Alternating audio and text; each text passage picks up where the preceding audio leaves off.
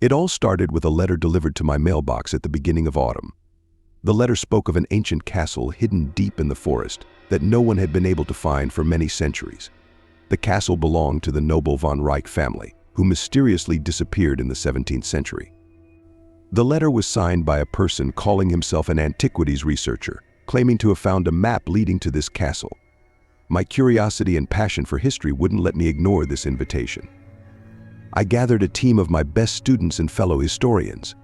We spent several days studying the map and preparing for the expedition. The letter mentioned that the forest where the castle was located was known for its strange phenomena and dangers. This didn't scare us, but rather fueled our interest. We set out early in the morning, hoping to reach the castle by sunset. The forest greeted us with thick fog and an unusual silence. As we ventured deeper, the trees grew taller and denser, creating a grim atmosphere. The path on the map was winding and full of traps, but our team was determined. By noon, we reached the first puzzle.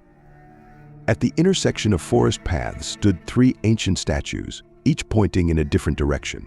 Each statue held a plaque with a Latin inscription. We argued for a long time about which road to take until we finally decided to follow the statue with the inscription Veritas Truth. The path was difficult, and by evening we began to lose confidence in our choice. The fog thickened, and the forest seemed increasingly hostile. We stopped for the night, lit a fire, and tried to relax. However, strange sounds coming from the depths of the forest kept us on edge. The next day we continued our journey, and soon we saw the ancient castle through the fog. Its towers barely visible through the thick mist, and its grim walls covered in moss and vines seemed impregnable. The castle looked abandoned and eerie.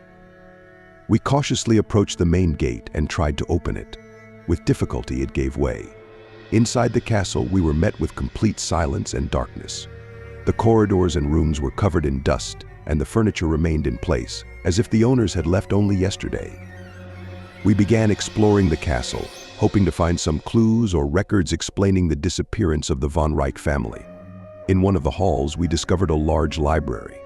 The books were ancient and dusty. We started browsing through them and soon came across the diary of the castle's last owner, Count von Reich. The diary described strange events occurring in the castle several months before the family's disappearance.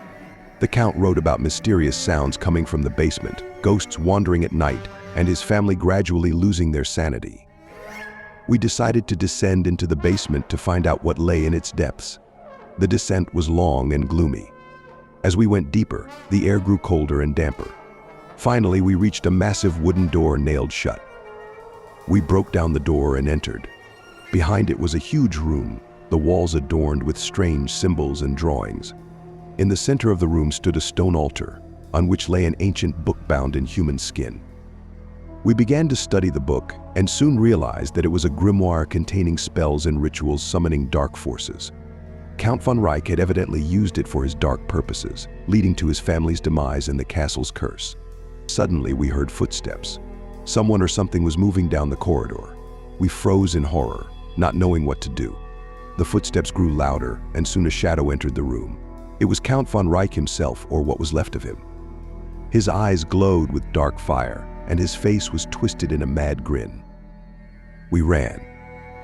The corridors seemed endless, and the castle seemed to try to hold us back.